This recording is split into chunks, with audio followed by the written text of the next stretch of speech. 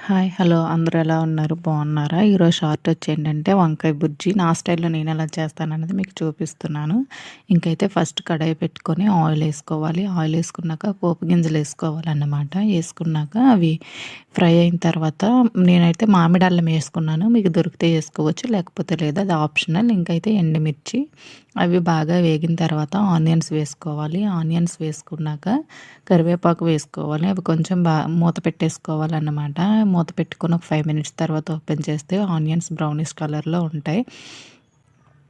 Brownish కలర్‌లో ఉన్న onions వచ్చిన తర్వాత మనము వంకాయ ముక్కలనేటివి కట్ చేసుకుంటాం కదా! మనం కట్ చేసుకునేటప్పుడు కొంచెం పెద్దగా కట్ చేసుకోవాలన్నమాట. మరీ చిన్నగా కట్ చేసుకుంటే అవి బాగా మెత్తగా అయిపోతే మొత్తం కలిసిపోయినట్లు ఉంటది.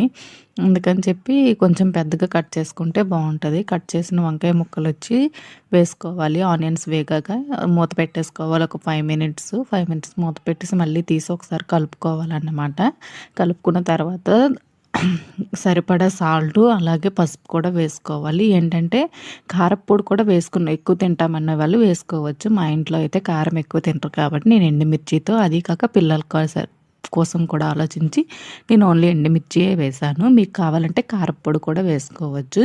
కలుపుకున్న తర్వాత మళ్ళీ మూత పెట్టేసుకోవాలి. మూత పెట్టుకున్న తర్వాత బాగా ఫ్రై అయిపోతుంది. బాగా ఫ్రై అయిన తర్వాత కొ కొత్తిమీరతో గార్నిష్ చేసుకోవడమే.